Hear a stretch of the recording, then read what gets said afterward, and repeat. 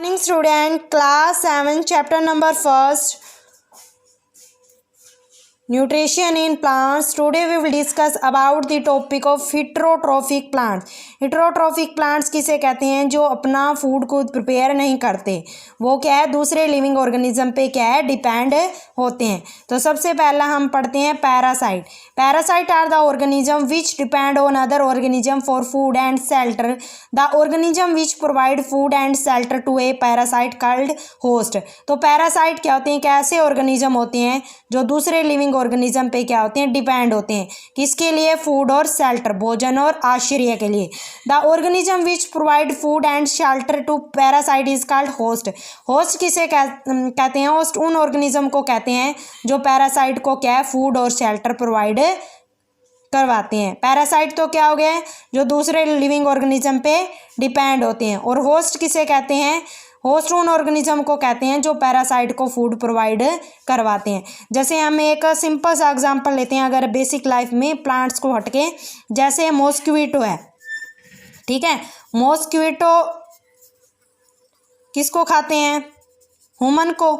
अब मॉस्क्विटो पूरी तरह से किस पे डिपेंड होता है? ह्यूमन पे, क्योंकि मॉस्क्विटो ह्यूमन का ब्लड सक करता है। तो मॉस्क्विटो यहाँ पे क्या है? पैरासाइट। क्या है?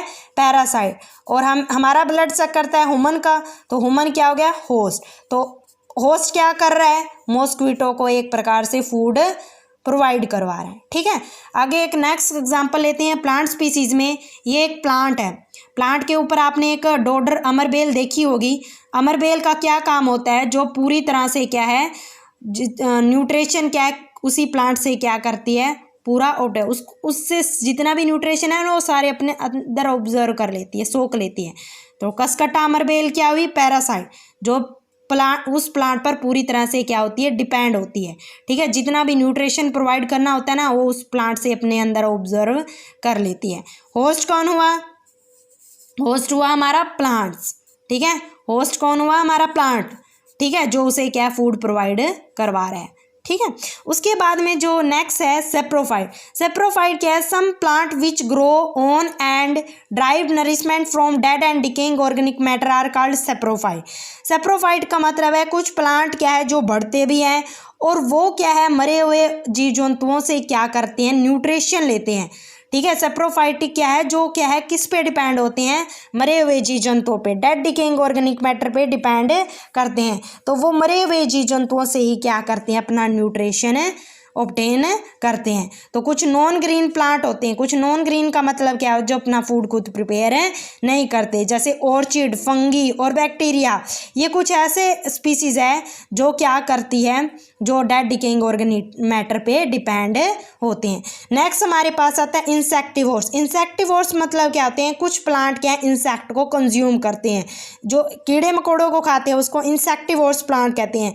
जैसे एग्जांपल है फिचर प्लांट। फिचर प्लांट क्या है? उसकी शेप क्या होती है? एक घड़े जैसी होती है। ये पहले क्या है, इसका जो ऊपर वाला ढक्कन सा होता है वो बंद होता है। मतलब जब भी कोई वो इंसेक्ट को देखता है तो वो अपने क्या है, जो स्ट्रक्चर है उसको खोल के एकदम से इंसेक्ट को अंदर ले लेता है।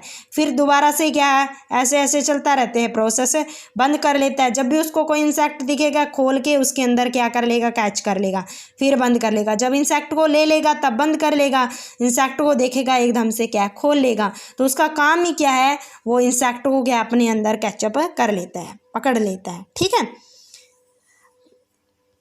नेक्स्ट इसके अंदर आता है सिम्बायोटिक प्लांट। सिम्बायोटिक प्लांट्स का मतलब क्या होते हैं? एक ऐसी स्पीसीज होती है जिनमें दोनों ही ऑर्गेनिज्म को बेनिफिट होता है, ठीक है। सिम्बायोसिस क्या मतलब है? सिम्बायोसिस एक ऐसा स्पीसीज है जिसमें क्या है, दोनों ऑर्गेनिज्म को ही क्या है, बेनिफिट्स होता है। जैसे आपको लाइकन आपने देखी होगी, ये लाइकन है, ये प्लांट्स पे आप लाइकन देख रहे हो।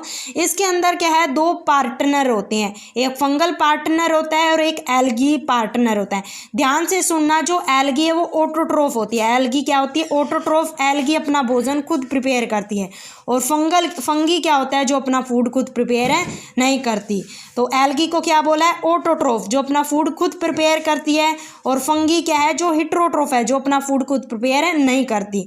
तो लिखा भी हुआ है they synthesise organic food for themselves, जो अपना फूड खुद प्रिपेयर करेगी और जो फूड है वो किसको प्रोवाइड करवाएगी, फंगी को। तो एल्गी तो खुद फूड बनाती है और फंगी क्या कर लेगी, उससे फूड ऑब्टेन कर लेगा, क्योंकि फंगी तो क्या है, सेप्रोफाइटिक है, जो डेड डिकेइंग ऑर्गेनिक मैटर पे डिपेंड होती है।